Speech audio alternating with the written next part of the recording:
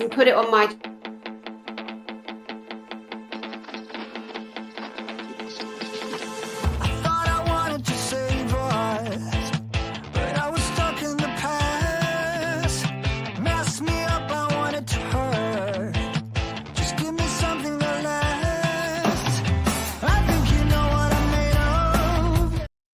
I think I broke it, Dani. Give me a second. The intro just keeps breaking for some reason.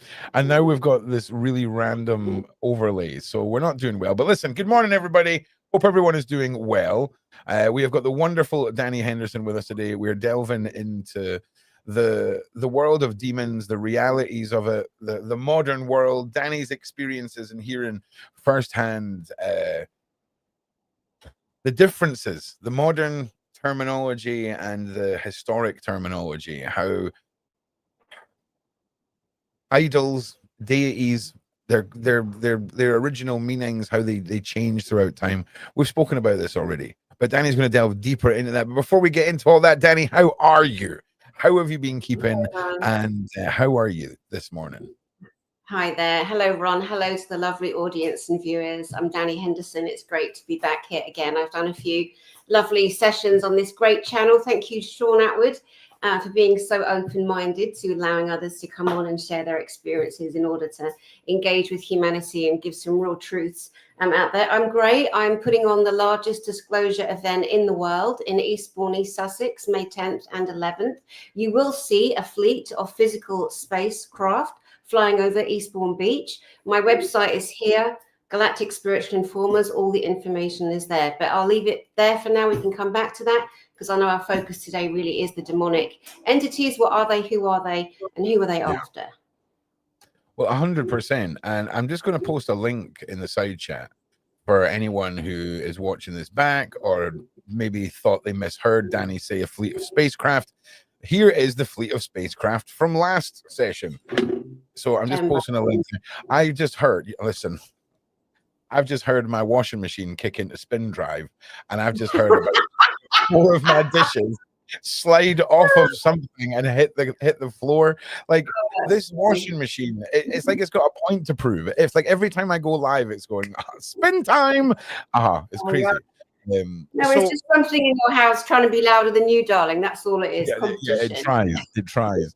I need to soundproof in here, man. I spend way too much of my day singing, and there's a little girl who likes to nap and a very tired mother who needs also to nap. So yeah, but look, this is the wonderful thing, Dani, right? I think that was something else just fell.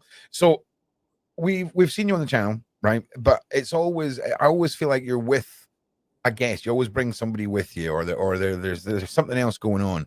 And I feel like I've never really gotten to know the rawness that is Dani Henderson and the skill sets. And we spoke a couple of weeks ago, and you were telling me all about demons and a whole bunch of things I don't know if I can mention. And I was like, whoa, you need to talk about this, Dani. And I'm excited for you to be here. We're here today, tomorrow. And where do you want to start this journey into the demonic and these realms? Tell us where we're starting. So, I asked you to have a picture of Pan ready. Pan, the nature god. There he is. So you can see him holding pan pipes, and he's got horns.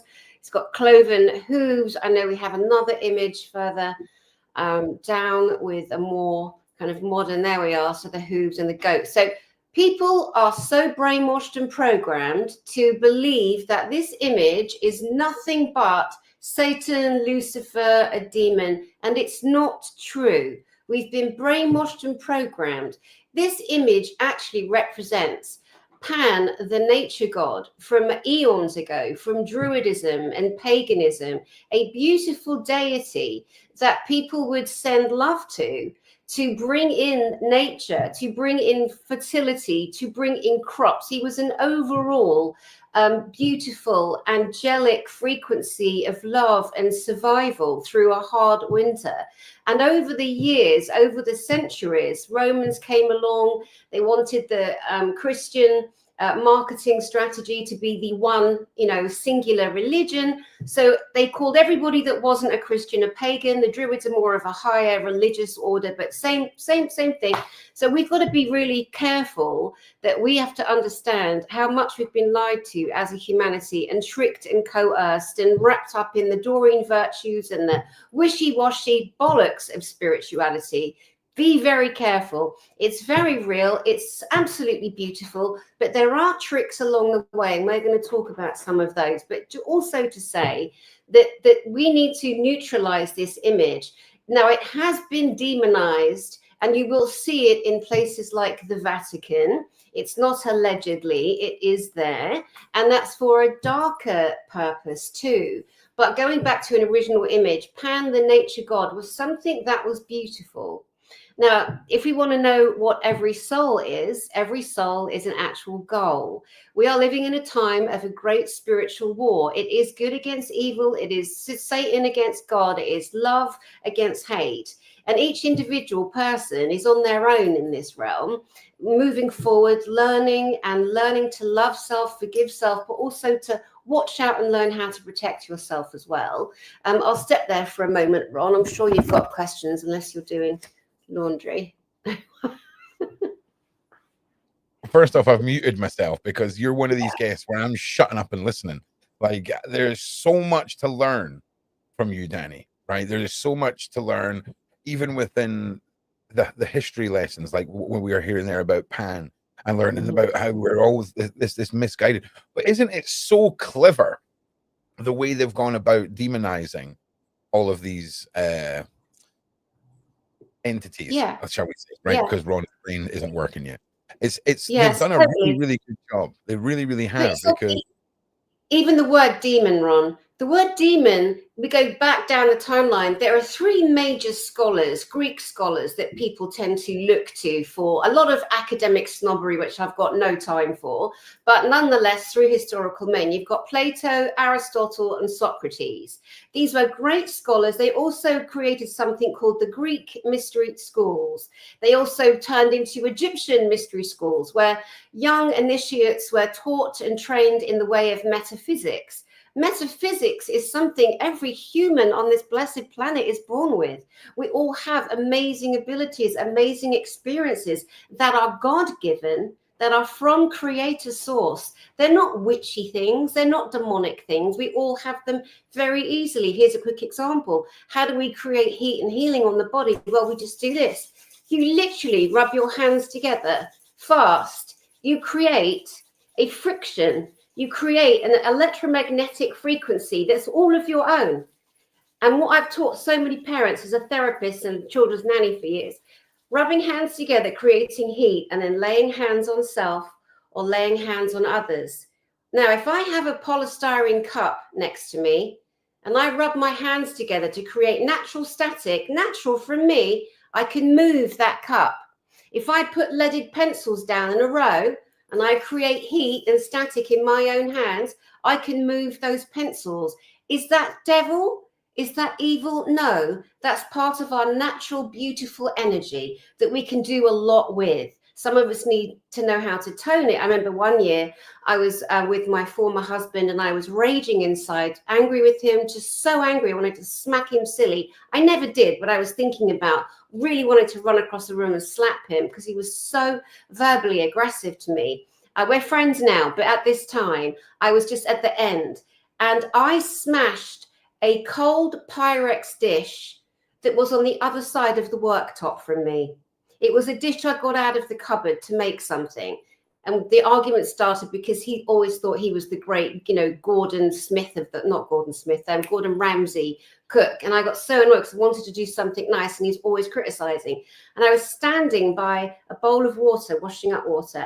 And I was like, you mother fudder, in my head. I was going mad and it cracked and it scared me because I realized how much my energy was leaking out, the rage in me. And that rage comes from a lifetime as well. It wasn't just an individual kind of thing. It was a buildup. But this is natural metaphysical power that we have, How many people have done this technique, rubbed their hands together, created heat and laid hands on people and just sent beautiful love? Where's that love coming from? It's coming from that battery. How's that battery powered energetically? It's powered from God. It's powered from source. It's powered from the divine energy that we all are a spark of. But when you talk to people who are programmed and brainwashed with a religion, they've been terrorized into believing that if they dare to look at their own magnificence, that that's the devil. I mean, that's so easy, isn't it? Oh no, that's the devil. You know, as a child in church, unfortunately at 7, these horrible old bags got me on stage in front of 400 people and preyed on me, prayed the devil out of me, because I told these old bags who were like the queens of the church that everybody adored, with their diamond brooches and their fox fur stole hats and their lovely wraparound foxtails. And I saw Jesus in my room, Jesus and the angels physically in person in my room. And I couldn't wait to get to church and tell everyone. And do you know what those old bags did? They took me round the back, and I was a little runt of a skinny child. The first old bag stuck her thumbs under me here and lifted me off the ground in my face and said, "You evil, evil child," and dropped me on the cold tile floor. And the other old bitch, she pinched me so hard. And these were adult women. And in that moment, I'm like, well, I just need to not be on this planet because I can't win. I've literally seen Jesus and the angels. I'm telling you, you preach it, you say it's the most amazing thing, and now you're calling me a liar. Honestly, from 7 years old, I knew that adults are scared and they tell lies. And I've just been this strong since 7. And obviously a lot more fiercer now because I know what I know, I've seen what I've seen. But for me, I mostly focus on the physical. So physical evidence for me is key. You know, showing people how to use energy, but also stories. You want to hear a demonic story?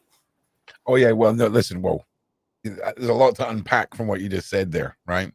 Because I just want to ask you quickly, what you said, the divine, we are all sparks, but you used that word God, right? Mm. And then you were talking about your vision as a child. What does that word mean to you, Dani? God? Like, how do you define so that? In the Bible, which, you know, I've read a few stories in there, and obviously you had to, at church, you're force fed it, you know, Bible class, Bible study, and all that. You know, the Bible was written by men, and over years changed, and it's been written in different languages. So there's a lot of distortion there and manipulation, and there's no two ways about it. Get offended, it's a reality, you know. But there's one line in the Bible that always resonated, and it's all I need. And that one line is, God is love. And for me, that's it. That energy, love, that energy. When people are falling apart at the feet of Jesus, which is a beautiful thing because they're feeling unconditional love. When people are feeling love for somebody else, when people are so touched and moved to emotion because of the love in them, but that's the love they came in with. Except we're programmed to feel it outside of ourselves. Imagine if we filled ourselves up with that and felt that essence of love, that essence of God. Because I believe whatever created humanity wasn't just a single bloke in the clouds. That's just preposterous. But this beautiful, loving energy that we are created from, that exists in us, is love and is energetic frequency. And that's why I say God or the creator or the divine, or there's so many different ways to quantify. But to answer your question, to me, God is love. And love's a very interesting one because I think we romanticize a lot with love, right? And love can be one of the most destructive forces that some people experience love once and never get over it. And it's an interesting one because it's such a positive way of interpreting energy, but we need to face the reality of love sometimes, I think. And it doesn't even have to be through a traditional form of negativity, but the loss when you lose love and how trust can be betrayed. I think it's just an incredible concept that we came from love, but I think love is so all encompassing. an emotion or a feeling. Yeah, we have to manage it, don't we? In these bodies, we're more than these bodies. If you take a photograph of someone's energy using a camera technology called Kirlian photography with a K, it sees through gamma rays and X-rays and infrared. You can actually photograph the electrical frequency, the output from the heart battery. The heart battery, the resonance time part is 3 times more powerful than the resonance in the brain, the energy around the brain.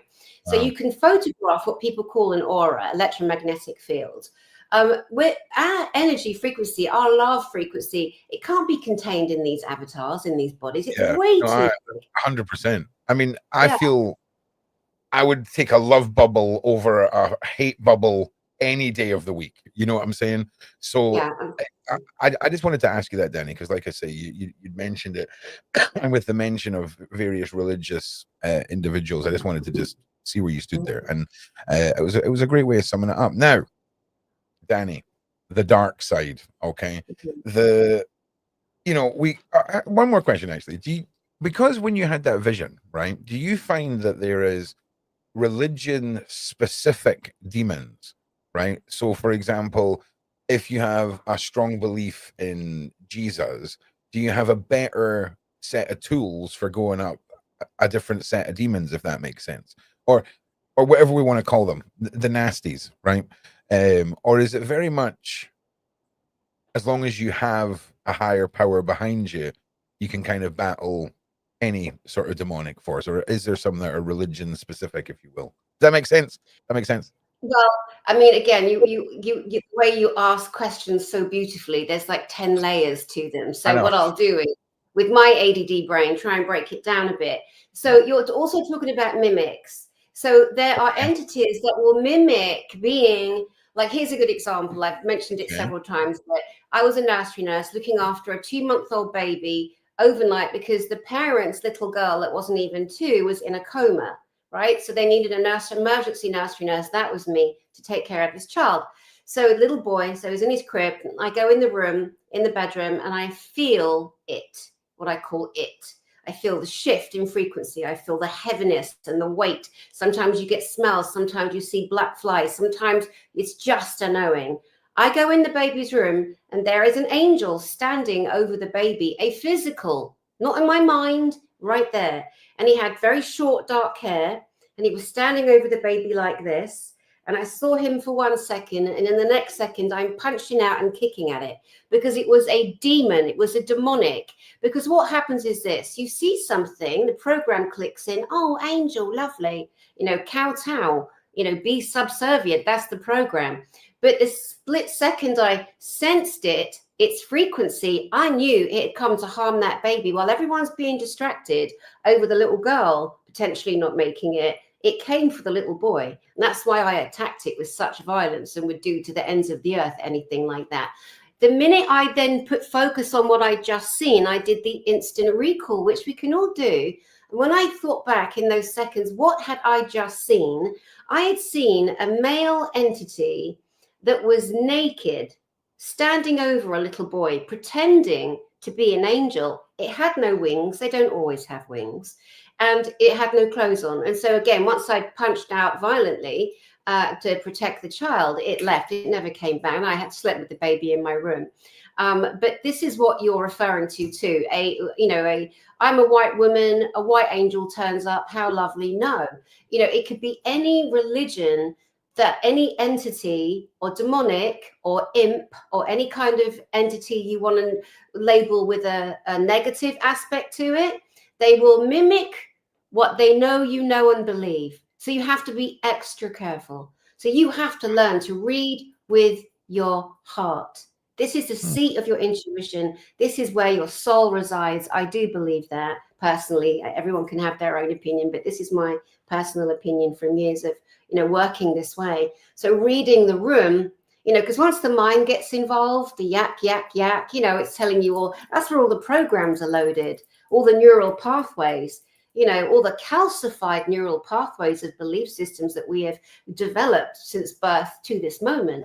So reading with your heart definitely is so that one angel there was what we call a mimic. So, but when the real Jesus came to my room with a host of angels. They came through the wall. Everything always came through the wall. Like the house we lived in was horribly haunted. There were horrific, horrendous things. I put them in my book, Angels, Demons, and Aliens, Stories from Birth to Now. It's full of things that happened in that haunted house in real life.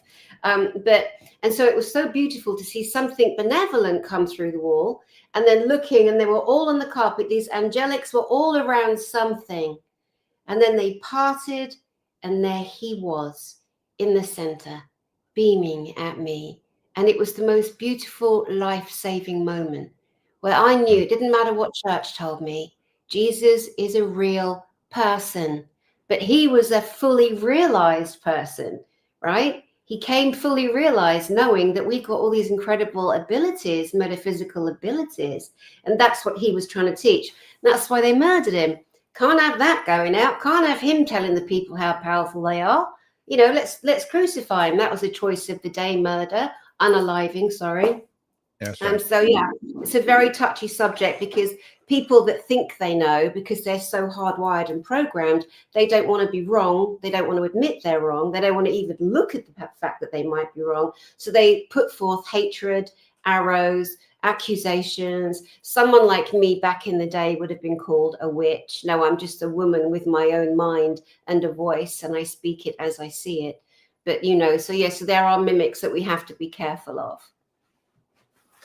That's interesting. And when you mentioned words like imp and things like this, in the sort of demonic evil realm, is it kind of like the animal kingdom, where there's small little pesky things and then larger, more severe things?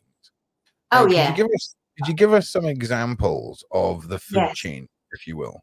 Yeah, it's really interesting. So each of the different entities has a level of frequency. So the frequencies, instead of the angelics that go up and up and up and up, you know, cherubim, seraphim, archangel, etc., not necessarily in that order, but it's the opposite, right? It's the dark and the light.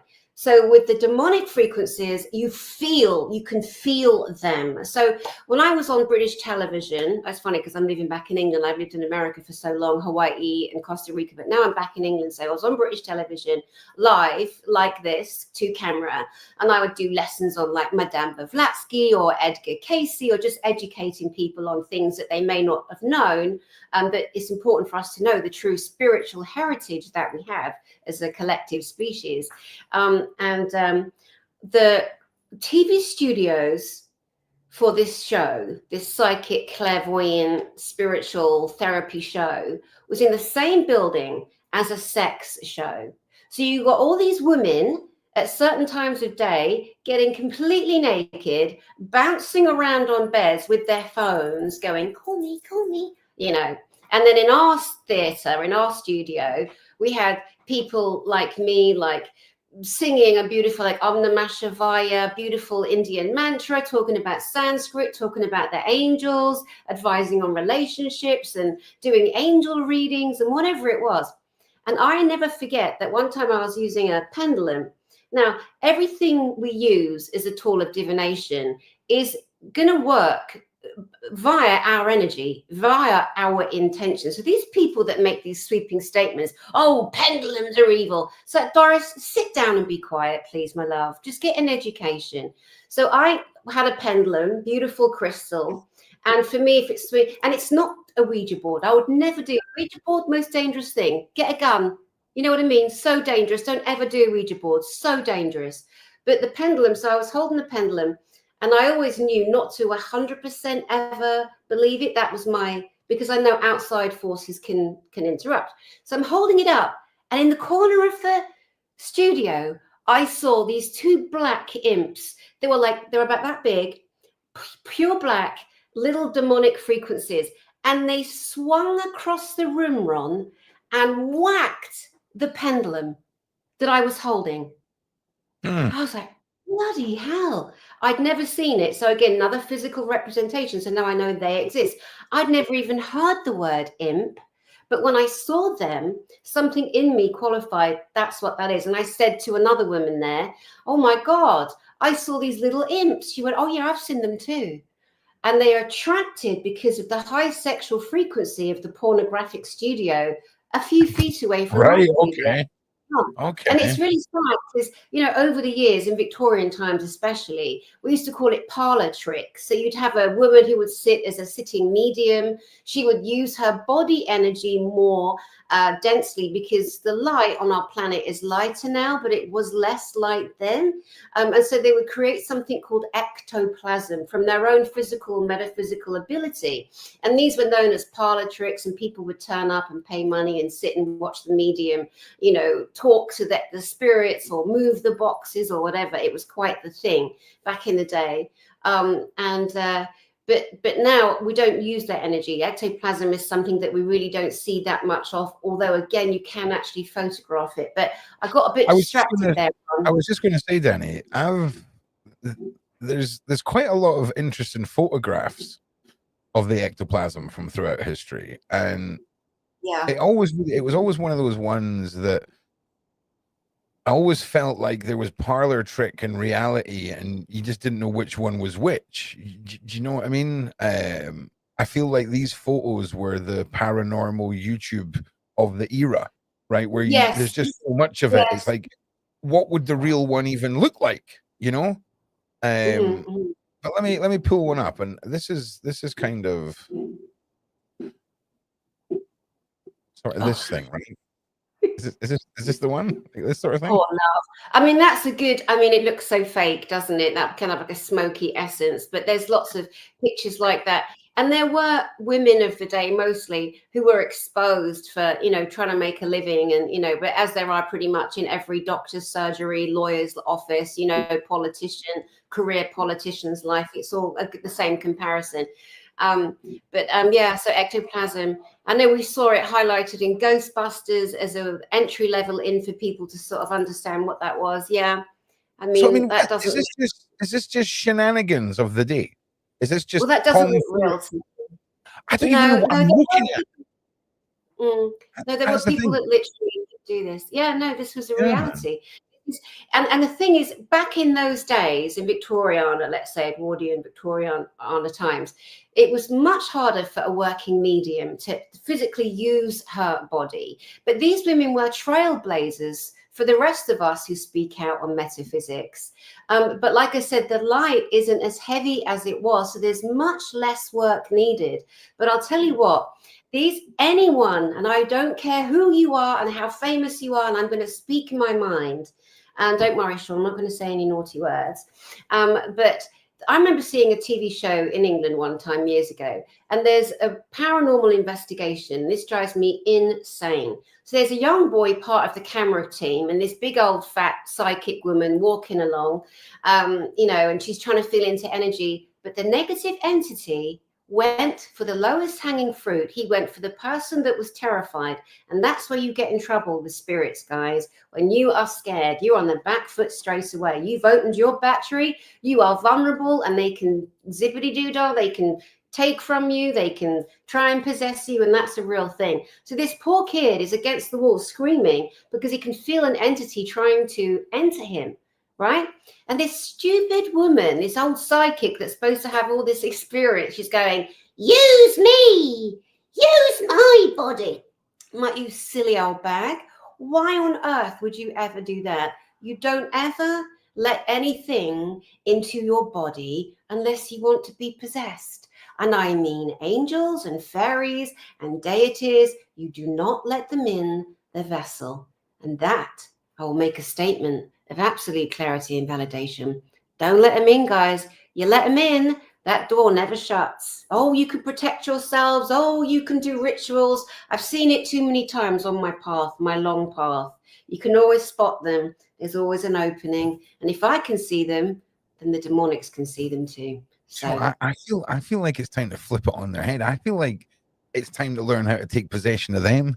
I think that's the next stage, right? I mean, there's all this, we get taken over, right? We get taken over. Yes, because we don't have the tools, because religion largely has stopped it and told us to go through an intermediary, which is a lie and false information. It keeps you trapped.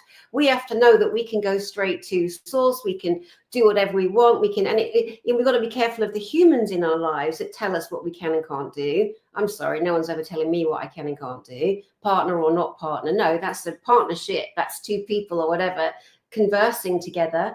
But you don't take someone's thoughts or belief systems and try and force yours on them. That's not the journey. But if you go into the mindset of conflict because of the rage, that I agree with, the rage and the things I've seen and do, it's just beyond, rage making. But if we go into that mindset, we're doing the same. It's still warfare, isn't it? You have to make them not important enough to hate. You can't engage in that frequency in the way that we would want to. They are worthless nothingnesses. They are worse than the lowest of the low of the nothing, and they need to be viewed that way. So if you are frightened, you have lost. I have so many experiences. I just had 2 in that big haunted retreat boot camp place I was staying at, I told you. But let me give you one. A physical man I knew who had a demon attached to him. So this is when I was living in California. So I meet this guy, he seems really nice. I met him at a bar called the Coyote Bar, which is always live band in Encinitas, California. And we agree, he lived around the corner from me, which was nice. I went over and we were sitting chatting in the garden, getting to know each other. And he seemed to get really drunk, but he was drinking water. That was my first, like, ding, ding, ding, ding, ding. And then when he kept going into his garage. And when you open the garage door, it says, door opening, door opening. So I'm like, okay, has he got a bladder problem, this guy? Anyway. So then had a nice evening, just there for a couple of hours. Went the next night because it's come around and watch a movie. I said, okay.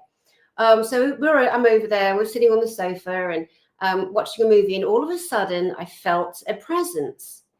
And I look across at the stairs and there is a humongous demon, and he's wearing a really weird looking hat. He's wearing a robe and he is glaring at me. So I see it and I'm like, oh God. So I said F off straight away in my head to it. And I lost you. You just disappeared. Are you there? Yeah, I'm still here. Your phone's ringing. Don't worry. Yeah, we're still here. Let me. Right. Okay, but well, Dani tackles that, everybody. Like and subscribe, and please share this out. And Dani, are you there? No, I'm here. I can't. Can you see me? Yeah, you're all good. Don't worry. You just take a minute, Dani, to when somebody calls, it will shut everything down. If you need to drop in and out again, if your system's crashed or anything, just do that. I'll just waffle until you get back, mate. Okay. Sorry, mate. No, I can't find you now. Yeah, let me finish this story and I'm going to jump out and jump back in again, okay? All right, so interesting when I was talking about the demon, though, that happened.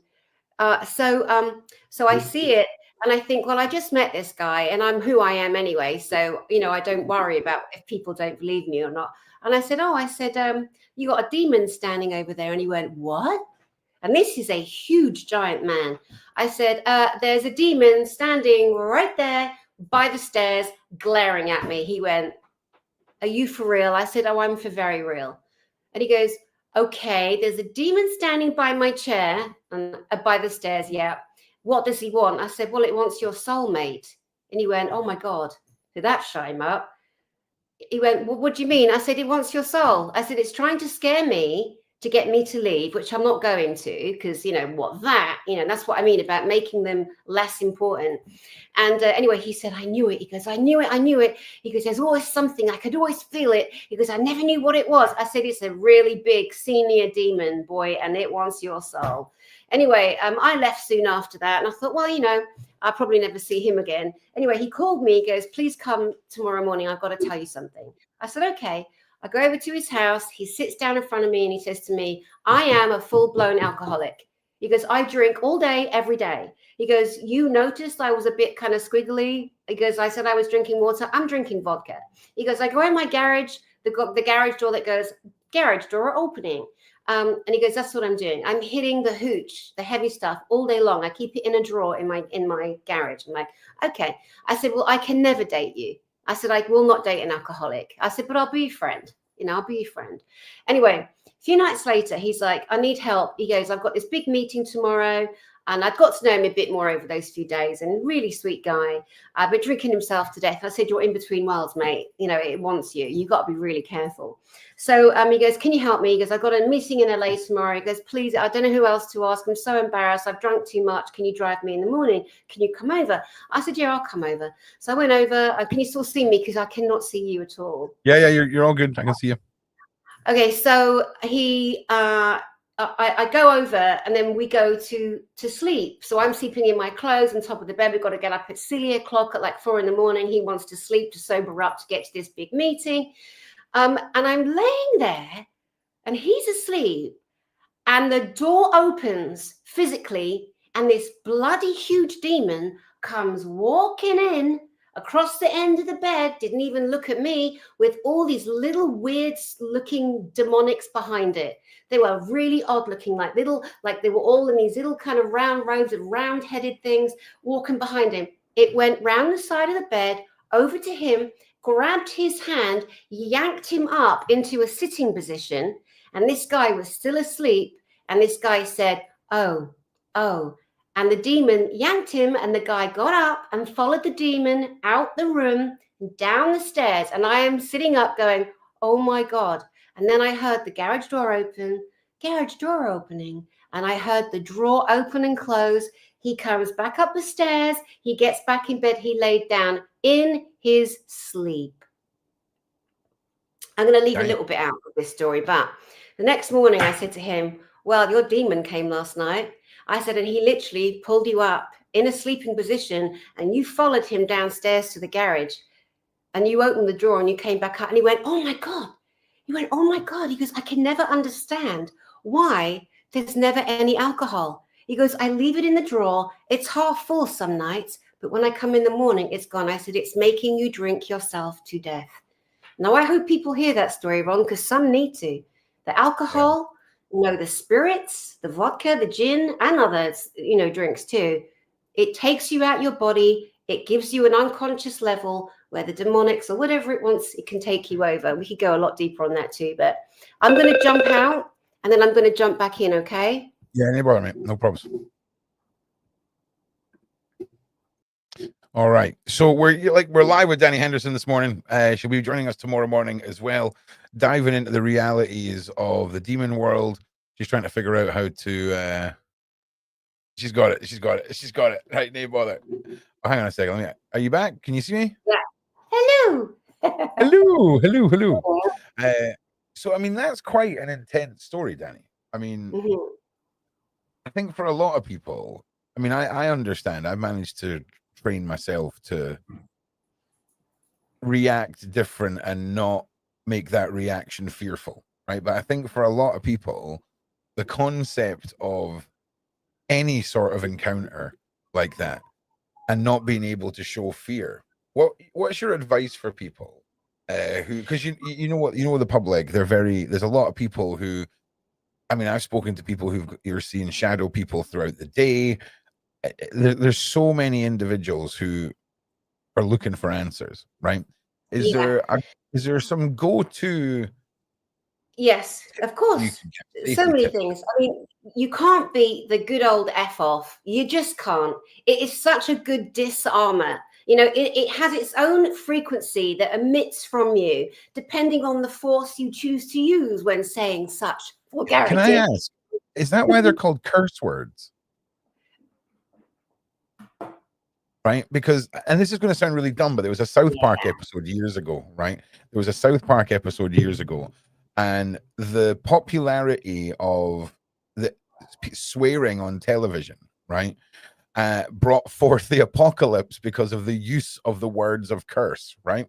Obviously, that's South Park, but it got me thinking, because why are they called curse words? Like, what do you know? I mean, I imagine you're gonna hit us with something here, but when you said that the F word had its own frequency, I just wondered if that was something to do with that. Sorry to derail you.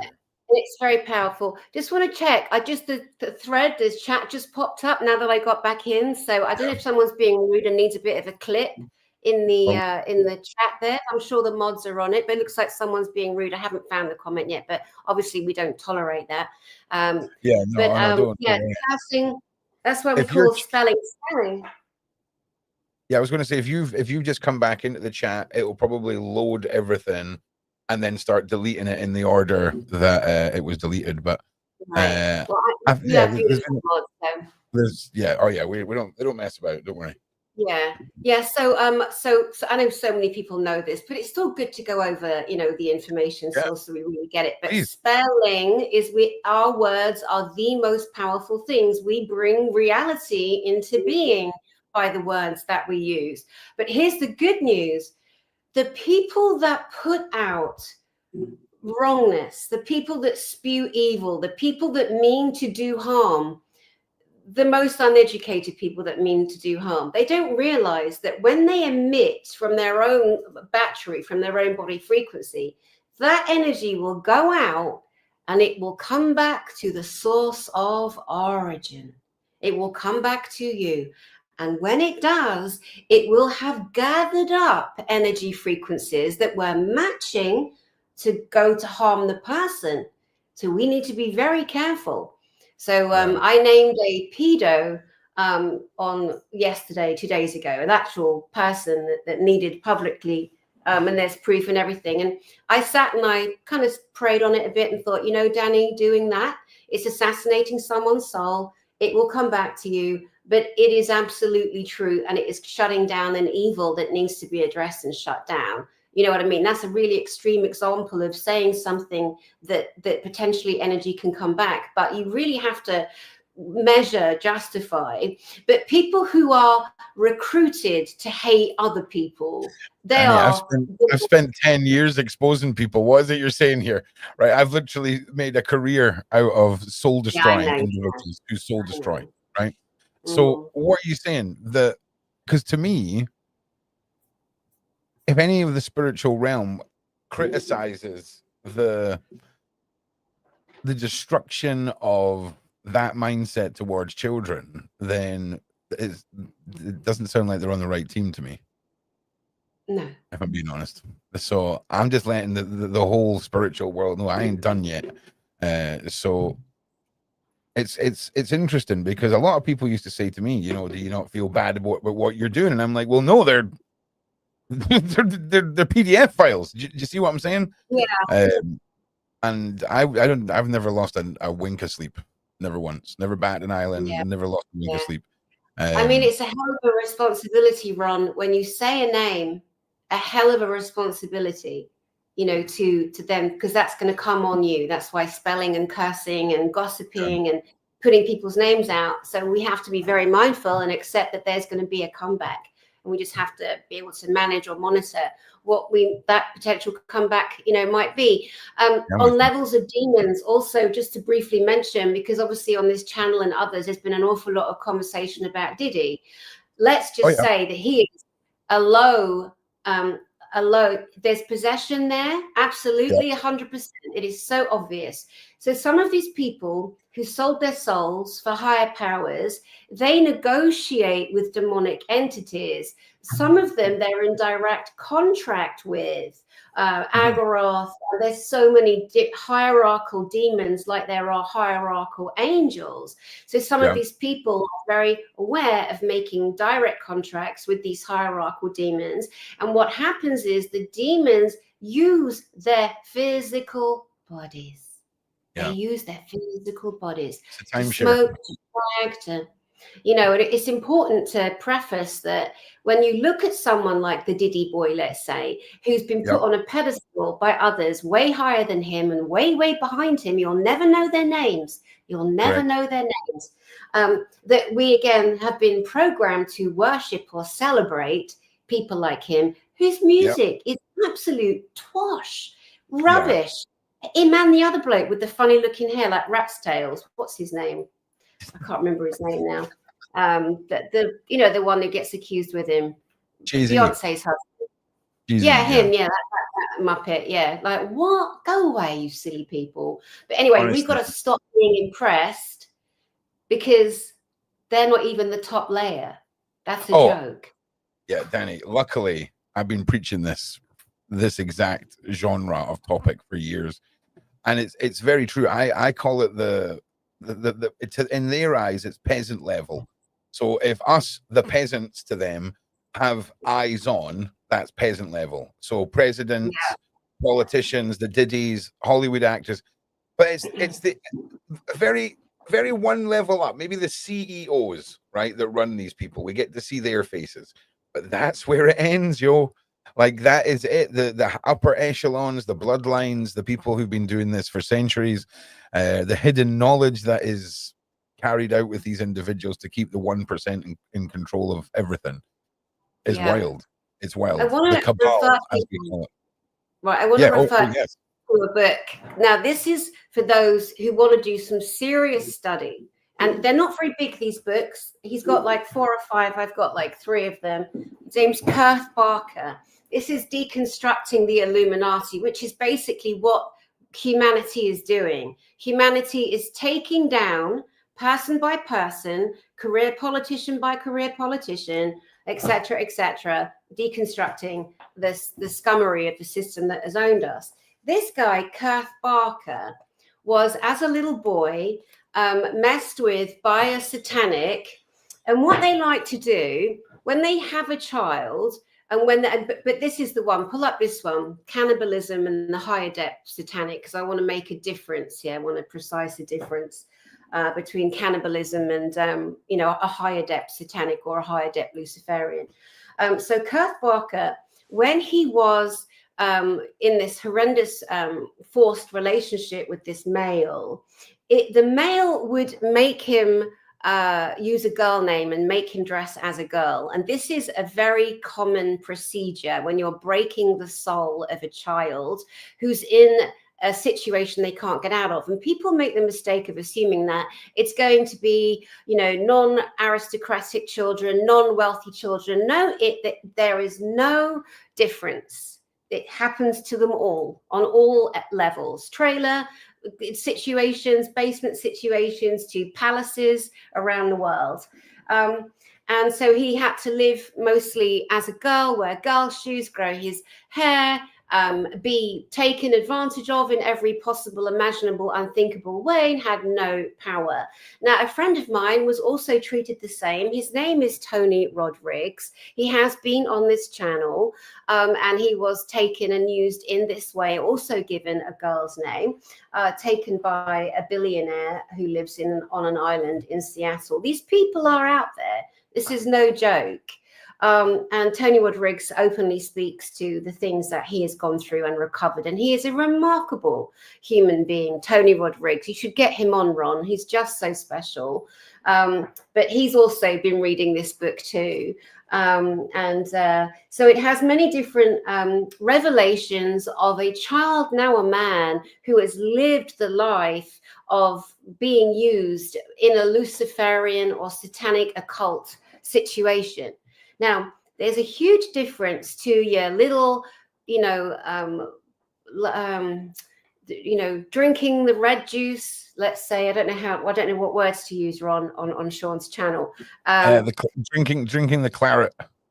Drinking the claret from little ones. Now, a lot of the more senior or adept satanics, they're not interested in that part. They're not interested in the cannibalism part. They're interested in the power, how much money they can own, how many countries can they take, how many governments can they run, how many off-planet craft can they whatever. So there's a difference. So the little scumbags like your diddies and the dirty little ones like that, they're the ones more likely to take on. Now, you mentioned Abramovich earlier. And, her spirit cooking, hideous. They floated that out to see whether we could actually accept it. Of course, we don't.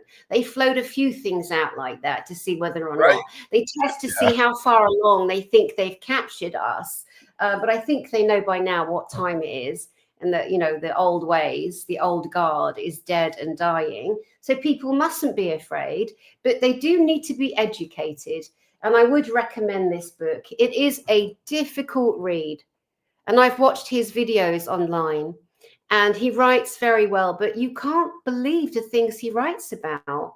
You know, going to a house with these two very wealthy sisters who are partaking in human flesh as part of their lunch, you know, amongst other meats, and just awful, just awful. But when people say, oh, it's not possible, it doesn't happen, yes, it does. And when people say, oh, just say in the name of Jesus, I'm sorry, I've tried that and it didn't work. And you people that have also tried that, it hasn't worked for them. We need other tools as well. So that, like I said earlier, the F off word, brilliant, that's great. Now, saging, I've got some sage here. Why are we pushed away from this, Ron? Why are people told that this is evil? That's like saying a tree is evil. This is ancient technology. It's odd. It is really odd how much this stigma is stuck on a bundle of sage. Okay. Now I will say I use what the hell is it called? It's the wood that smells like coconut. I can't remember what it's called. Palo Santo. Yes, I use that because me and sage do not mix well at all. I don't know if I'm doing the wrong thing or lighting the wrong end, but I'm the kid who gets given the sacrificial wafer and then throws up in church. Like that, I'm the equivalent of that kid. And yeah, Palo Santo works great, man. I love it. Absolutely. That's what I use for all my cleanse and stuff. So other than, I mean, does anyone else find the smell of sage really messed up? I must be doing it wrong, right? Because it's an acquired taste. It depends. You've got white sage, you've got different blended sages, but so it's ancient technology. But the combination of this, the earth gives us what we need. When we light this, if you were to light this, I watched an experiment, a dump in India where little kids are scrabbling around to try and find something to eat, starving to death. And people came and they saged one end of this dump and they measured the air quality. 6 weeks later, they go back. It was still disinfecting in that area. It's very powerful, ancient technology. There for a reason, friends. There for a reason. All right. So just put up with the smell. Mantras are important. Now, this is one of the ancient Sumerian clay tablets here. And this is multi thousands of years old. Obviously, it's a replica. And this has the story of the original flood of Noah. It goes way down because there's so many floods and all religions, all the same stories carry through. I think people are aware of that now. Best film ever to watch on that is Peter Graham's The Zeitgeist, the first one, 2006 or 7, Zeitgeist. Watch that original film. It's all about the 9/11 inside Zeitgeist, the first one though. They're trying to distract us, But what a lot of the kind of demonic entities, spirits, earthbounds, people that have died and don't want to go to the light because they're scared of being judged, they're not going to be prepared for people to use an ancient mantra of protection. I mean, let's face it, they're not that bright. And just because you're dead, it doesn't suddenly make you a genius. Do you know what I mean? Also a revelation. And so this is beautiful. And I use one very strong, and I've used it with Beverly Rhodes. I love me some Beverly Rhodes because she's another seasoned adept, spiritual, has so many different experiences and horrendous. Some of the things in this book that poor lady has had to endure. I'm so glad that she's, and she does what she does now. She's amazing. I love you, Beverly Rhodes. But now I've lost my train of thought. Oh yeah. So I've said this on her show as well. So the mantra is Gigim Hul Bara, and Gigim is Gigim. Gigim Hul is Xhul, as in alcohol, which means spirit. So Gigim Hul Bara. And what that means in ancient Sumerian... Spell it slowly for me. Okay, Gigim, Gigim, Gigim. Gigim. Oh, sorry. Gigim, Gigim. Oh my God, we've got two ADDs here, two dyslexic ADDs trying to spell. That's ridiculous. Gigim. Yes, and then Hul is Xhul. Hul, as in spirit. Alcohol. Xhul. U-L, yeah, okay. Yeah. Then Bara. B-A-R-R-A. Bara. Right. So it's Gigim Hul Bara. And that is a multi-layered frequential mantra that carries the weight of millennia, like ancient words, ancient Sumerian. And so some of the dimwit earthbounds, and some of the demonics of different levels of ability, like I said, just because they're dead doesn't mean they're bright. They're not expecting that to come down the timeline at them. So that's a really good one. Gigim Hul Bara.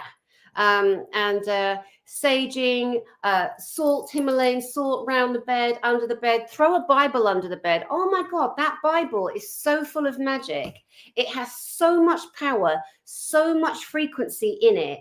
Now, I've told, the truth is, I believe it's very manipulated. It's not the word of God. It's the word of man who's downloaded different stories over the years, and people get offended. People create wars on this book. All I will say is you can choose to be offended. It's not my intention to offend you. But if I do, I'm okay with that as well, because I've got a job to do, and that's give information and truth to help people. So that's what I'm focused on. But the Bible, the magic in that book is incredible. When I'm coaching parents, let's say, I'm like, chuck a Bible under his bed, sage the Bible, chuck it under the bed. You'll see a change. Demonics do not like the Bible. Entities and spirits do not like the Bible. I mean, I imagine you could throw a Bhagavad Gita or a Mahabharata, Indian, or a book on the Vedas or the Upanishads under a bed, and it would have the same effect. I've no doubt. But that's more of an Indian Hindu energy. I think it's the years of belief and forward projection into these books and into these words like Bible or other religious texts or religious symbols. Is it the supercharging over hundreds and hundreds of years that make them such prolific tools against these negative forces? Yeah, the intention, the power, the truth. Truth is always going to have a higher frequency, because ultimately the species that we are more attuned to love than we are to hate. It's like when you look at the mathematical breakdown, you imagine 5,000 humans that want a peaceful, loving, beautiful planet and to thrive and to be happy and not be under the stress, to 50 tosspots that are in those most senior positions of power. This is how powerful we are. And so there's a saying, greatest energy wins. So it's like in that studio, right? When I was doing the British television work on that live TV show, the greatest energy in that place was sexual pornographic, because the sex show ran 24/7. And there were like 20 girls bouncing around on beds. And there was like one spiritual person at a time talking to camera. And that's how come, even with all the love in our little studio, those imps were able to come in, knock the pendulum out my hand and that kind of thing. But greatest energy wins. But what you believe and what you hold in your vessel wins. So if you are someone living in fear and you're terrified and you're anxious, you've probably got some company in your space that's creating that anxiety. So you need to sit and feel that love and power yourself up, and recognize that, every soul is a goal, unfortunately. But if you choose to go into fear, you're going to be on a sticky wicket. So choose love. Don't choose fear. Don't choose anxiety. And yes, you do have a choice. People think they don't, but they do. It's so important. I'm okay. So I'm just having this weird realization here, Dani, right? Because you talk about love, and then we talk about what was going on in that studio, right? And the F word, right? Which probably means would work well in what was going on in that studio, right? But then you talk about there's this saying of two people, and they're in love and they make love and all of this stuff, right? And the similarities between that act and what was going on in the studio are similar, but the intent and the mindset behind it is obviously very, very different, right? And are the two different acts, even though on, you know, it's still the same thing, if you know what I'm saying. But one of them is for business and one of them's for in the name of love, shall we say. Are you saying that the difference of that intent is what can attract the negativity? Or is it just the act itself in general? Intention, what powers up your battery inside? What powers up your life force energy? It's intention, it's thought, it's the thing that we think about the most. You know, the protection that comes is the, oh, goodness me, I hope I don't lose you again. The ringtone demon, Dani, it got me. It got me. It got me. God. Oh my God. Yeah, intention. I just saw someone, okay, because we were going this way, someone wrote the word daemon, important. When I was talking about Socrates and Aristotle and Plato earlier, the three kind of Greek scholars that people tend to follow, and then it goes to the Greek mystery schools, the Egyptian mystery schools, where they held back all this natural metaphysical ability from us, and they shouldn't have done that. That was the wrong thing to do, you know, but now obviously people like me are putting that right. But the word demon didn't exist. That was created to cause confusion. It used to be spelled daemon, D-A-M-O-N. A daemon was more of an angelic frequency. Okay. Sorry, I think that's all right. Don't worry. Sorry. Just take me off screen for 1 second. I've got someone at my... No problem. No problem, mate. All right. You're all good, Dani. No one can see you. You're all good, mate. Oh, man. Put one in the side chat if anyone expected a massive demon to appear in Dani's room there and for her to start getting, like, proper just on its ass. But it's probably just one of her clients. So, I mean, it's fascinating, right? I mean, when we hear the... Hang on a second. There we go. You're back, Dani. You okay?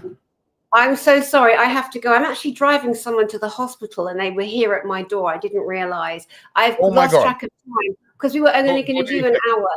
So, well, thank you guys for listening. I'll see you guys tomorrow at 11. Tomorrow. Wicked. All right. Love it, Dani. Thank you. Okay, bye. All right. See you soon, Dani. Thank you for being here. Right. So here's the thing.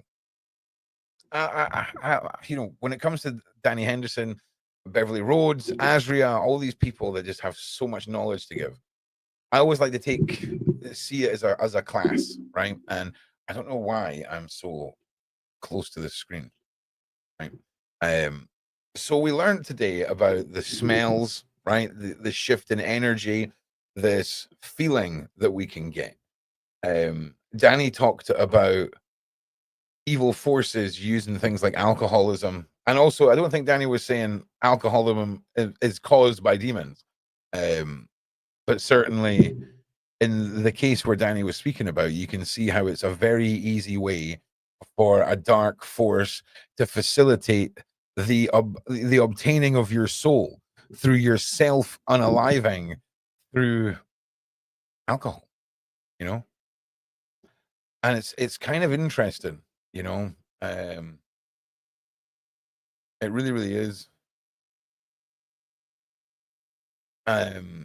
Because I speak all the time about the modern version of demons and what all these things mean to me.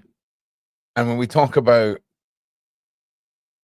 Pan and we talk about things with hoofs, we talk about fire pixies and entities and all of this, which we've seen, even down to my beloved fairies, right? Let me just bring this up again because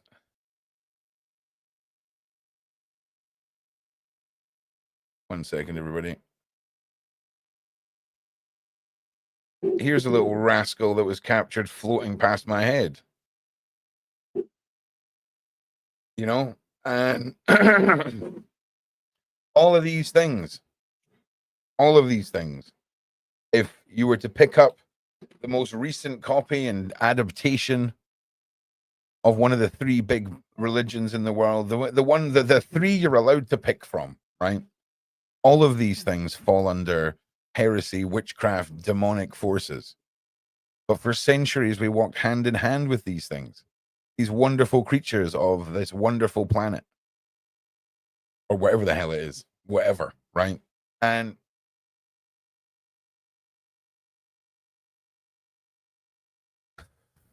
having this understanding that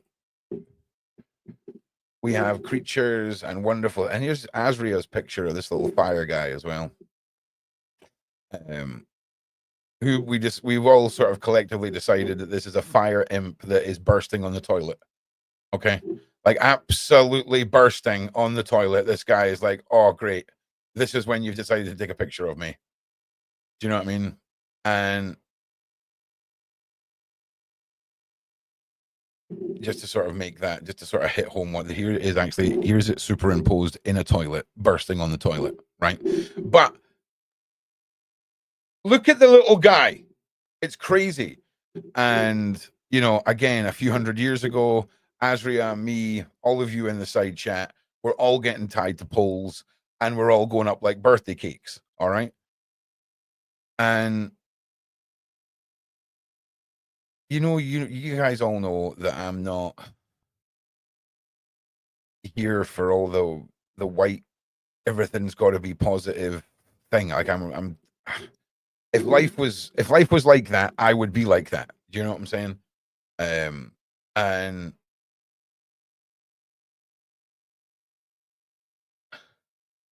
what happened to Adria? You mean Azria? Azria's all good, mate. Azria's cool. She'll be joining us again on Thursday.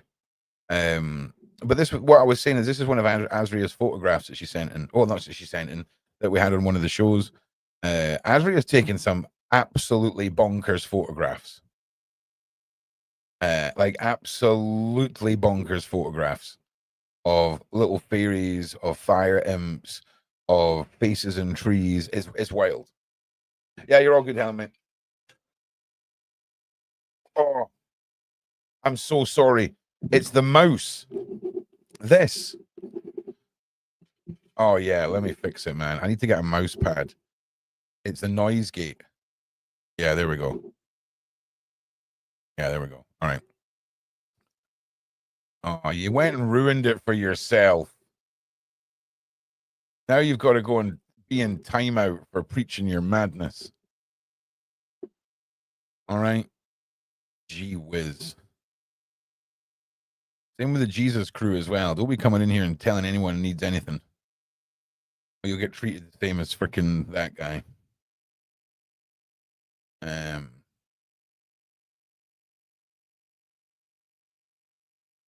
Yeah. So, like I say, Dani will be back tomorrow. The insight that she brings on this topic is phenomenal. And tomorrow we're going to delve into some more of Dani's stories and continue on this journey about educating ourselves on the darker forces, how to protect ourselves from them. Dani's taught us this mantra, which I've got, and I've got it saved. Let me just save this so that. Dani also talked about smells, Himalayan salts, and I'm putting together a document after each of these interviews. I'm compiling all the stuff that Azria and also Beverly's told me, and some other conversations that I've had with people behind the scenes. And I'm going to start compiling stuff up for the website and the Discord. Now, the next show today is we're delving back into Dr. Fia and Julia. That'll probably be happening at about, it won't be right after this by any means. It'll be this afternoon. And I know this evening, Sean, I do believe, has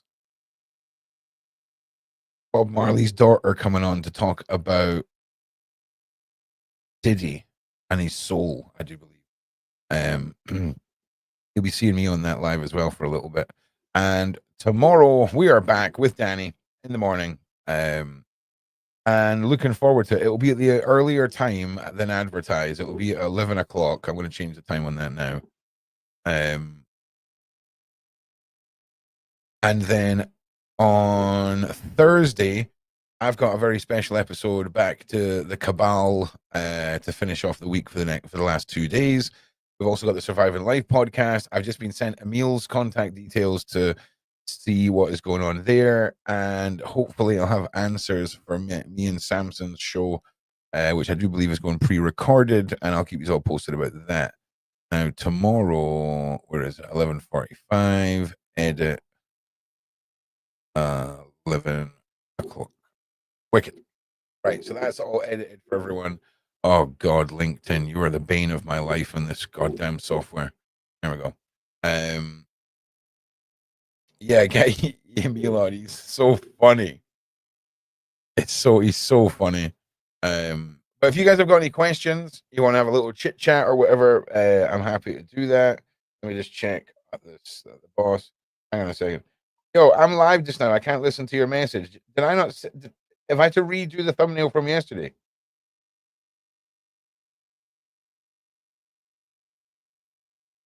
Wait, did you not get it? Did I not send it yesterday? Hang on. Oh God, you know, ADHD is just, it's so cool, man. It's so cool when your boss is asking you for stuff that you're done. I'm pretty sure I sent it though. But maybe I haven't. Or maybe he wants something changed. He needs to update his message. Where is it? There it is. I'm sure I sent it. I'm obviously losing my mind. There'll be more to this. There'll be more to this. It'll make perfect sense. It's usually my user error that's the issue here. But he'll get back to me. We'll clear this up. What else? You sent something to Sean yesterday on the live. Yes, I did. But did I click send?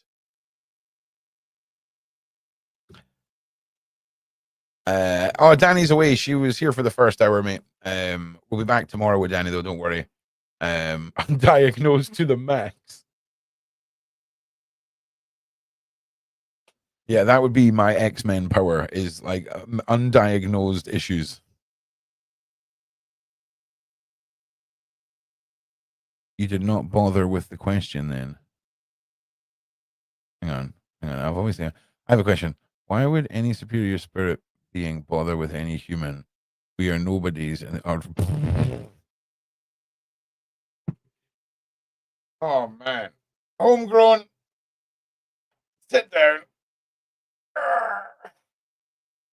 Let's go on a journey together. So that is the most simplistic and almost outrageous analogy of life.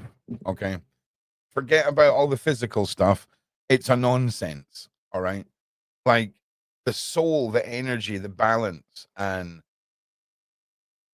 your being. Okay, it's not a physical thing.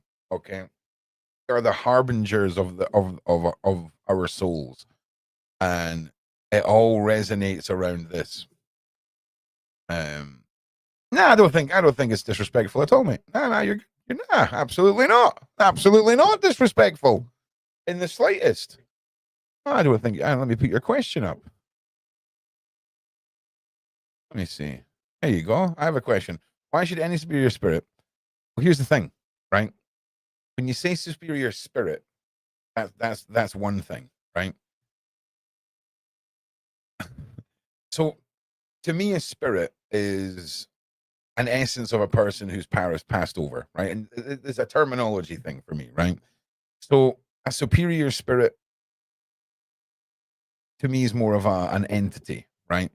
Because when we pass over, right? Yeah, I would say God is a very misleading concept. Nah, I don't know if I would say. Well, I mean, maybe. Maybe. I think there's, it's so. I used to think things were predetermined. Who said that? Dream space. But do you know what I think now? I think every possible outcome exists relative to itself. And we're always on a path that changes. It's weird. That's what I think anyway. Now, where was our wonderful little skeptic here? Okay. So the only thing that the bad energies want is your soul. The only thing the good energies want is your soul. But the thing is, we've been so accustomed to believing that when we pass over, that's the end. The three big religions teach us to go to your your heavenly space, but we know we can come back if we choose to come back as another person or reincarnate or whatever. It's the same spirit, it's the same soul, it's just a different husk, if you will. And when people refer to old souls, when people refer to, oh, you're so knowledgeable, or you're this or you're that, that is the residual lifetimes that have been spent coming back to obtain residual and forgotten knowledge. So the older your soul is, okay, the less likely you are to be susceptible to a lot of these things. It's people who keep coming, that stop coming back, and we stop having these old souls. And now we're in a world where there's this forgotten knowledge where somehow 1% owns 99% and they're not up to something. And we've got an evil so strong that is persistent in a way that it seems like no one or fewer people are prepared until recently, man, until the awakening. Until all of this realization in people's minds that witches, psychics, whatever, the freaking X-Men, Marvel in real life, whatever, the Jedis. That's just us. It's interesting when we put labels on things. I think a lot of people in life want to be part of something, and labels assist with that. Oh, I'm a pagan. I'm a witch. I'm a psychic. I'm an off-worlder.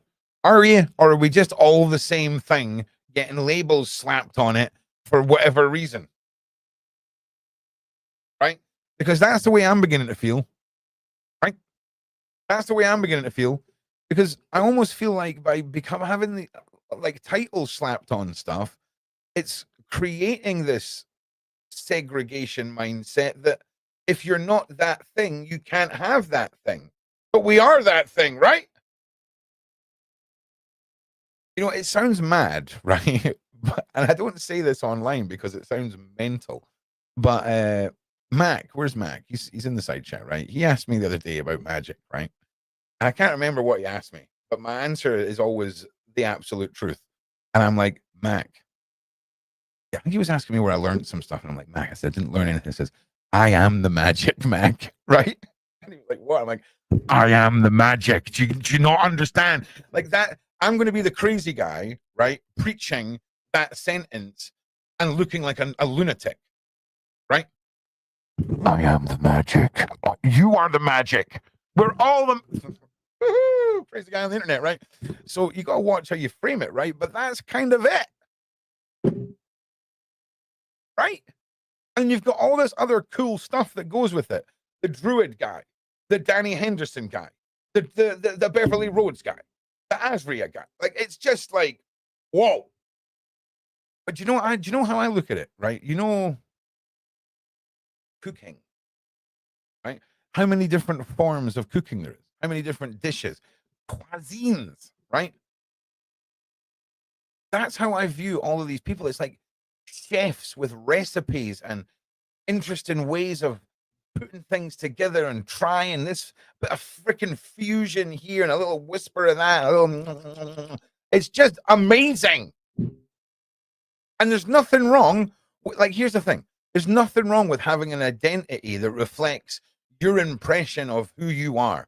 And if it just so happens you want to slap on, black lipstick and crazy, hats and clothes, whatever, do you? Okay. I'm in some weird lumberjack era right now. So I embrace it. But I've always felt really uncomfortable. Like, I'm so excited about the remote viewing that we're doing on a Thursday. It's so exciting. But I think it's the word remote viewing that was the most scary thing for me. I couldn't possibly do that, right? Yeah, can. Yeah. Hell yeah. We all can. I tell you what, man, we're all going to harness this, and then we're all going to do some of this. And then some bad people are going to have a really regretful weekend. Okay? All right. So I completely just went off on one there, homegrown. Millions of years of experience under their belts. Well, yeah, but millions of years is our thumb. That's what is it? What is millions of years? That is a made up construct that we made up. Do you see what I mean? This is where it gets. This is where go and take 2 paracetamol now, homegrown, because this is where the headaches start kicking in me, right? So we're assuming that time is relative in this other realm based off of our known physics and science. What if time in this world is the equivalent of walking further out into an ocean? You know, if we just walk over here, we're 1,000 years in the past. We walk over here, oh, now we're 30 years in the future.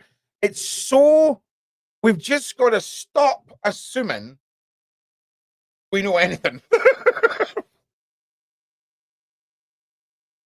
Oh, God. Do you know what worries me is that that's the quote that for some reason, that's the quote that I'll like if I go missing, right, tomorrow, and this is the last piece of footage of me, right, that's going to be the quote that goes out on the internet. I can't even remember what it was. The ADHD's already taken over. I can't remember. But we don't know. Do you know what I'm saying? I'm pretty sure I know what happens when I turn the light switch on, but I've had that explained to me, right? Wires and that, right? Sure. But I really have to take a lot of there's a lot of life that you're just taking people's words for, right? And science, do you know how much of science is theoretical?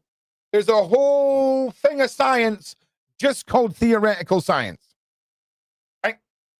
So for me, just do not try and fit yourself in a peg, in a hole, because you're already in the hole. I wish I could speak smarter, right? Because the whole analogy blew my mind away when I realized it the other day. We're all sitting here going, where do I fit in? You're already in the hole. Right? You're in it.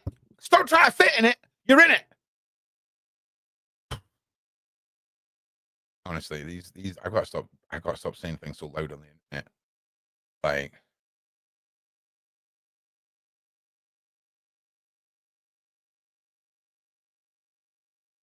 what is happening, Elisa? I love that. Thank you. What religion are you? I'm Ron. How mad is this? Ron, for 30 odd years.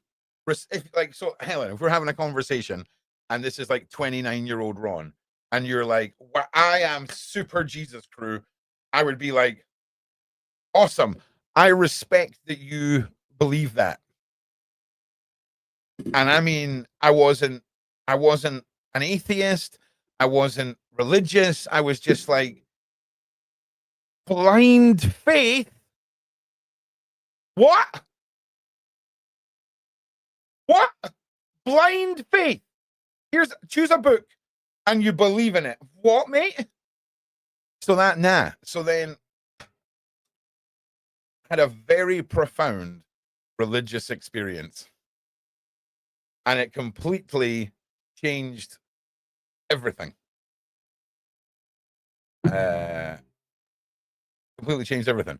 Sat in the woods with my dog. I did a lot of wild camping. I just wanted to make camping videos. That's why I came to YouTube, right? So I'm sitting there with a very irresponsibly built bonfire in this wooded area. It wasn't dangerous, but it was unnecessary, right? But it was big, right? It was big. And you know, it's different if you pile up all of the okay. So you've got your foundation of your fire, you've got your big main mega logs that you burn and you push in as the fire gets bigger, and you've got a whole bunch of other logs, and then you chuck on a whole pile of like spindly dry crap, and the whole thing just goes straight up into a big bonfire. Chuck all that on. 10 minutes and that'll all be gone, and you'll just be left with all those embers on top of all the big bits of wood burning away. Brilliant, right? I'm sitting there doing the fire gazing, as you do in the woods, right? Just staring into the flame. And I'm sat there. I feel like nothing has happened. There's nothing odd has happened. I'm just sitting here looking in the fire, and I look up, and stood at a tree is a dude with one eye, and he looked like he was doing a Gandalf the Grey cosplay, right? And all he does is this, and he turns and he walks away. And as he's turning to walk away, I basically try to get up to follow this individual, because it was like this calling. It was this. Looking back, don't follow people you don't know in the woods. First of all, that would be the first thing. Like, looking back, getting up and following the man in the woods. No, right? So as I'm getting up, I do this. I just go wallop, and it's like I've fallen about this far onto my back, and I sit up, and the fire's gone. The fire has burnt down to nothing. Okay, now we're talking an hour and a half at least to burn out this unattended fire. I mean, there's no explanation. So I've taken that as I went on a journey with my God. My firstborn son is called Odin after this experience. I have a symbol on my hand that reflects that. I have these runes that reflect that. And ever since that day, I've been taking. There's tenants. You see, the problem with the Vikings in that, right? And this is what these gods are famous from, right? Is they wrote nothing down. Nothing. Oh, let's write a poem though. Yeah. Honestly, warfare and poetry, right? So you think to yourself, what am I meant to do? Freaking Odinism. And Wiccan. No. So for me, I'm very much at a stage now. We're over a decade into this, right? And now I'm at the stage where I've got what is collectively known as the words or opinions or testaments of Odin, right? I've got a color, a sigil, my interpretation of these teachings pretty much solidified. And I'm now at the stage of imagining all this in a tome. It's not a book, all right? It's a tome, all right? And life, the circle of life must be in this tome. So if anyone knows what goat skin paper is, it's very expensive, and that is what each of these pages is going to be consumed of. And that is the mission I'm on. Like, that is the mission I'm on. And I'm saying a lot of things here. You little rascals. So anyway, religion and that. Yeah.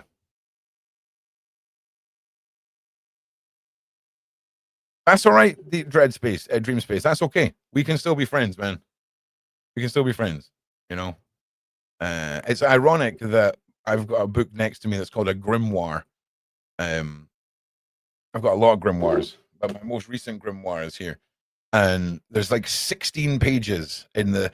So I've got my grimoire, but then I've got like my mad ramblings book that everything is interpreted from, that then goes into the grimoire. And when Nova was born, there's like 18 pages that got downloaded that I need to sift through and gather information from.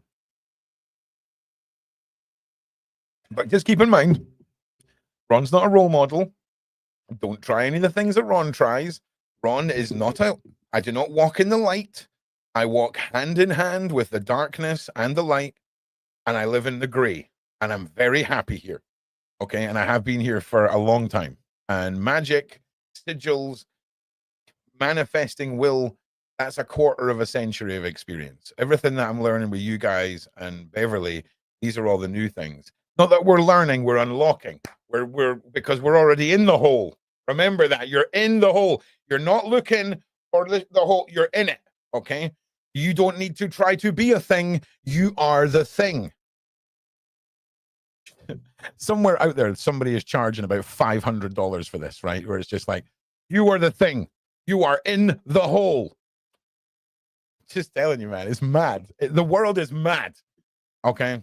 Would you say all demons are evil? I would say demons are certainly not. I would say the modern incarnation that seems to manifest itself as a negative energy, when we apply the Christian terminology or the New World terminology, there's good things and bad things. That's the way I would look at it. There's good things and bad things. The bad things have always been really bad things, and the good things have always kind of been really good things. So, in fact, you know what? I'm scrapping all of this crap now. I'm not dealing with this nonsense. So we're no longer going to be subjected to the conforming of modern religious texts. Okay, we're going to go back to how it should be and will be. Okay, and no, 100% no. There is not a conclusive line that I can draw under that term that would suggest they're all evil. No, it's very much down to the intent. Evil energies, positive energies, evil spirits, good spirits. The world needs to exist in a balance of good and bad. Okay? Of just that, good and bad. When the line is crossed into evil, that's what we're trying to do away with. Okay? Because the world needs balance of good and bad, but there's no place for evil. You understand? The gazelle who is preyed upon by the cheetah, we remove that, that's imbalance, right? Good and evil, bad and good have to exist. There's no place for evil. There's no place for evil. Okay? And convince me I'm wrong, bruh. Because we need that balance. We need that balance. But evil has no place here at all. There's just no place for it. And what I mean by evil is when you impose your will, and that will is the destruction, the torment, the prolonged massacring of someone's soul, their husk and their being. Yeah, there's no place for you here, mate. It's volcano time. All right. Volcano time. All right. So yeah. Everything else, awesome. Okay. Your intent, as long as your intent and your whole shenanigans isn't venturing over into the realm of what we call the blood magic, the ritualistic stuff, all of that, great. It might be messed up. Obviously, stay away from the kids. All right. Don't be reading into this and being like, oh, there's no loopholes. No, stay away from the kids. Okay. So stay away from the kids. No doing any nonsense with any kids. No destroying anyone's souls. No choppy into pieces. None of that. Good and bad have to exist. Evil has no place here. Alchemy is this absolute shizness. My boss spent a lot of time in prison because he was a very high-level alchemist out in America, believe it or not. Yeah. So, yeah, spells and potions and all kinds of things. Back. I appreciate it, my G. Oh, choppy. Choppy. I mean, listen, I'm sorry. I do, like... I'm an acquired taste. I wish I knew more better ways of saying stuff, but it just all comes out like this. So yeah, no choppy, none of that. Actually, do you know what? It's algorithm. It's having to speak algorithm is why I say dumb stuff like no choppy. Because I can't say.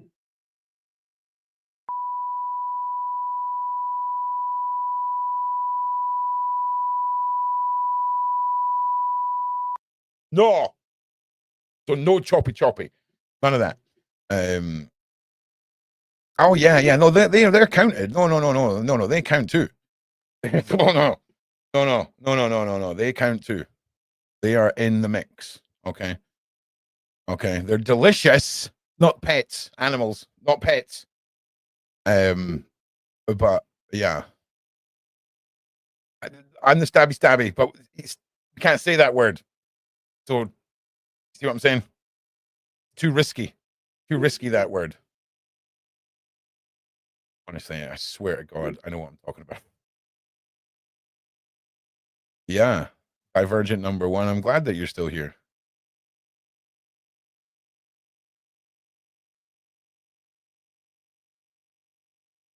I'm just reading your guys' awesome side chat here. YouTube put it on my feed unexpectedly, and I really enjoyed it. What's the name of that? That's Dani Henderson, the lady that was here. Here is her YouTube channel. You should be able to find a link to Dani's channel in the description. And Dani's the real deal. Like, we're all the real deal, but I'm very much a novice in a lot of Dani's world and Beverly's world. I'm less of a novice in some of the stuff Dani talks about, if I'm being honest. Demons and daemons and entities, non-living beings, things that have been here for centuries but never walked around like we did. That's one thing, you know. Here's an example of one. We looked at it earlier. It's a great example of one. Non-living entity right there, which is a fire pixie bursting on the toilet. You know what I'm saying? It's even got little hands. Like, it's ridiculous. Like, it's just so mad that there's people out there that are like, show me proof, right? And we've talked about the subtleties of magic, right? We've talked about how Hollywood has ruined magic for so many people.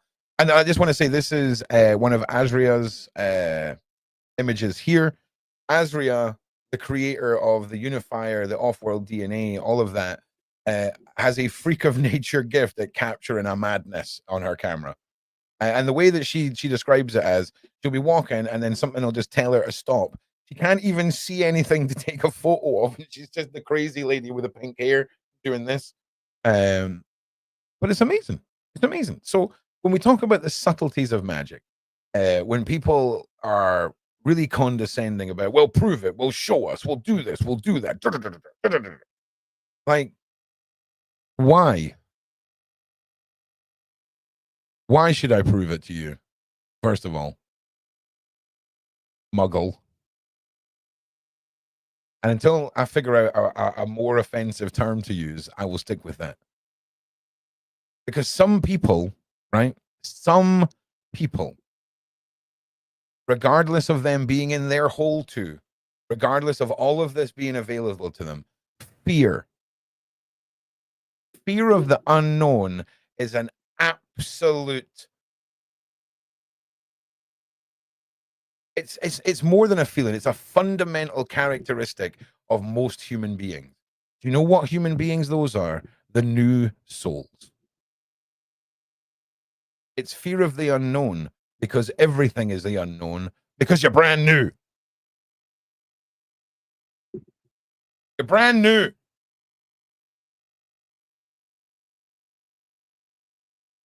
You know, we shouldn't be banning any of this stuff.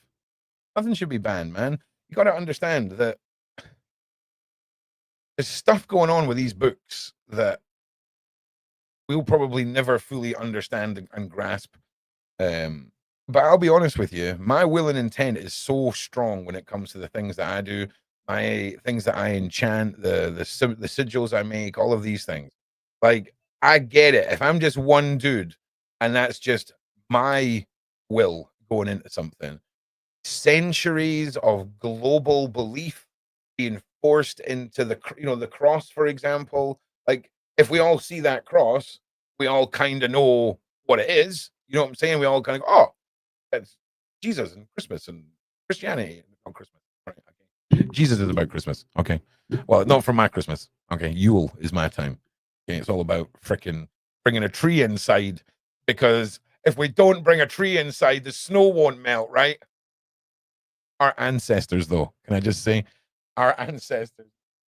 This is what happens when there isn't properly scripted, credible television, right? If you take Breaking Bad, just take the series of Breaking Bad and take it back to the Viking era, no one's pillaging anyone. They're sitting about going, the chicken shop guy. Do you know what I'm saying? People just bored, man. People just bored. But outdoorsy, very outdoorsy, a bit pillagey, but very outdoorsy. Okay? All right? You know what I'm saying? So there's people that are just brand new, too distracted, man. Too distracted by the Breaking Bads of the world. And sometimes, I swear, I've said this so much, I wish there was a place that was called Ignorance is Bliss, and I could go there for a weekend, just one weekend a year. Right? One weekend a year. And I get there, and for 2 days, it's just ignorance, man. I'm just like, who cares, right? I mean, it would just be great, just for a weekend, once a year. That's all. Because new souls, you're thinking to yourself, well, what's the use if there's all these new souls? Do you know how collectively powerful all new souls who have the bravery to take a step forward, who have the bravery to be part of something? It's unstoppable. Because I'm telling you now, right? And I'm putting this sarcastic reverb on, right? Hang on. Let's get this. Let me get this released. Here we go. 1% versus 99%. Oh, odds are in our favor, baby. 1%. 1%. Honestly, I tell you what, you get your 1%, I'll get my 99%, and then we'll meet on a field. Right? Okay? Okay? I'm just saying, the maths, if you go and find the youngest member of your family, right? Make a point of this week, and then just show them the equation, right? Would you rather have 99% of something or 1%? Who would win? Okay, if we were to pile 99% of everything on top of 1%, would it crush it?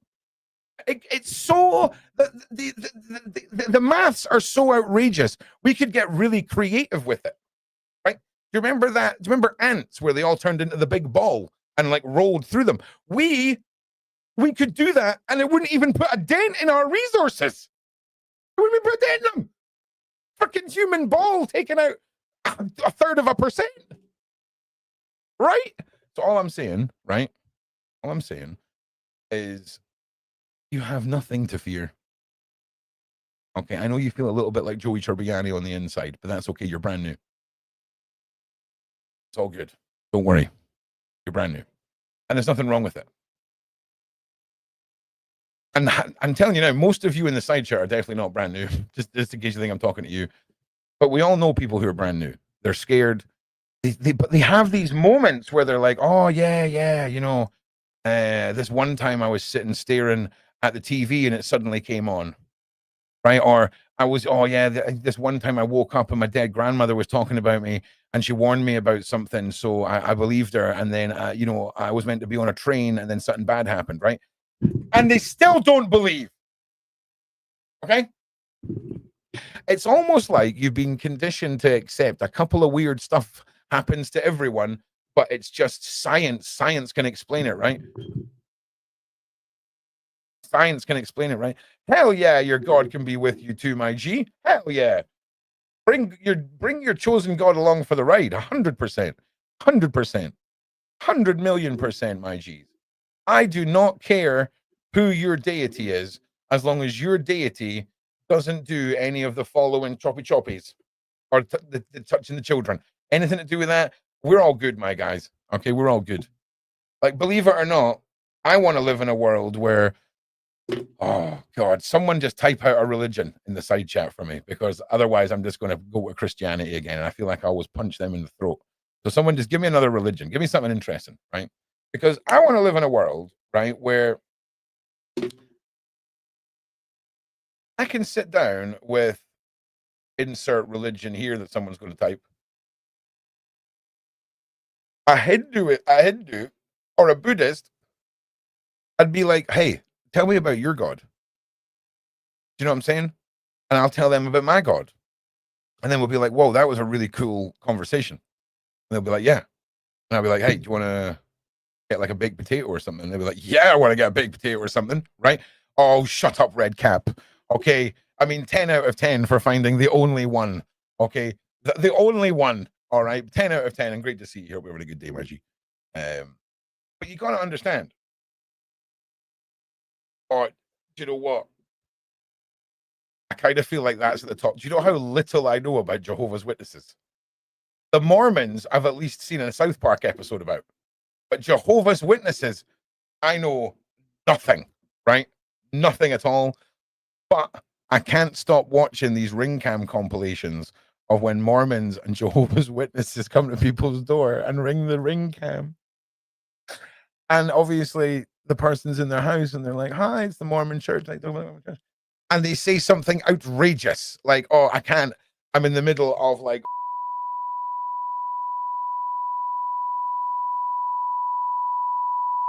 I can't get enough of it. I'm sure it's a form of assault in some way, and assault of the ears, right? But you're in your own house. They've rang your doorbell, and if you want to tell them that you're like, then that's your right, right? That's your right. But man, oh, it's not. It's don't do that. Don't do that. That is not a nice thing to do with people. Okay, but at the same time, don't be ringing my doorbell. Like, don't be ringing it. In fact, no, I'm on the side of the ring cam guy again. I've flipped again. If you're in your own house and someone rings your doorbell and you're in your house and you don't like, it's different if it's face to face. I feel like it's a little more aggressive face to face. But if it's the tiny little door droid, the tiny little lovable door droid, they're adorable. I mean, they are. Let's stop calling them. They're droids. Okay, I live in Star Wars. Everything is a droid. Okay. It can't. It's got to be lesser of a crime, right? And it's not even. Anyway, or side quest. Stop. I'm interrupting myself. Okay. See all the people that write down in the comments. Oh, Ron, you interrupt everyone. Yeah. I interrupt myself. I don't even know what I'm talking about, but I'm talking about it anyway. Listen, I've somehow managed to stretch out an half an hour of madness out of this. So great to see everyone. Great to talk to you all. I will see you back here in an hour or so. I want to get the next Julia thumb up. I'm just going to finish that off now. But I need to find out what the boss needs, and then I need to email. I got some thumbnails to make. All right. Said I should stop. Who said you should stop crying? Why did he say that to me? Who the hell are we talking about?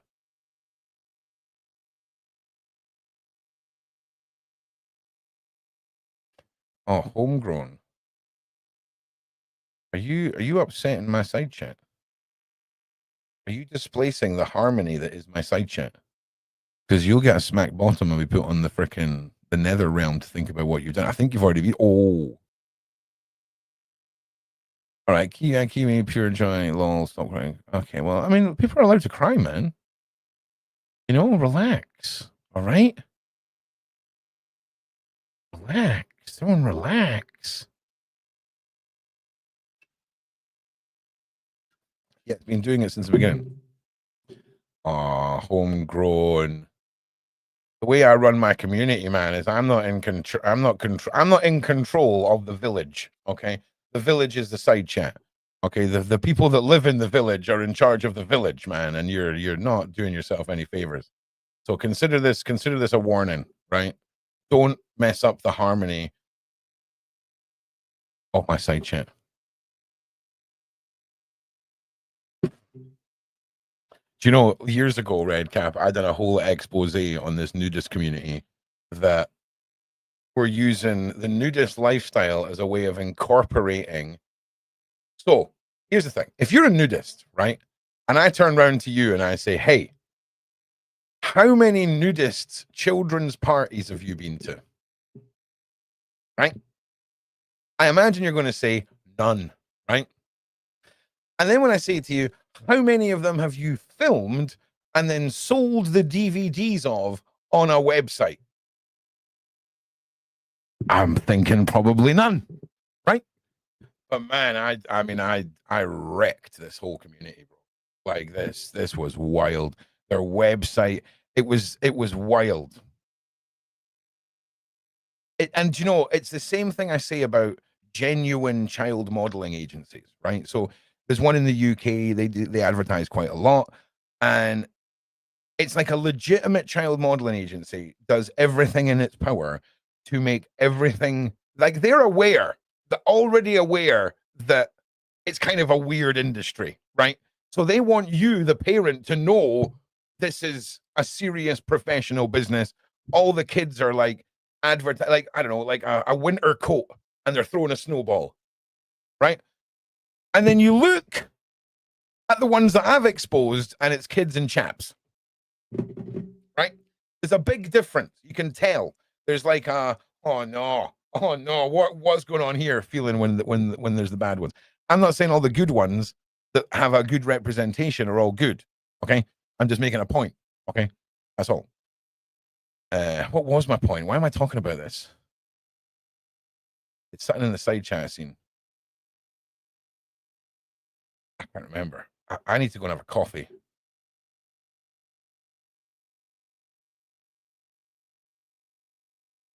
All right. Yeah, exactly. If no one knows, then I don't know. Okay, well, listen, thank you everyone for today. It's been awesome. I'll see you back here in a little while. Just keep in mind, you are in the hole. In the hole, and you are the thing. Jesus. Right, love you guys. Peace. Like and share. My G's.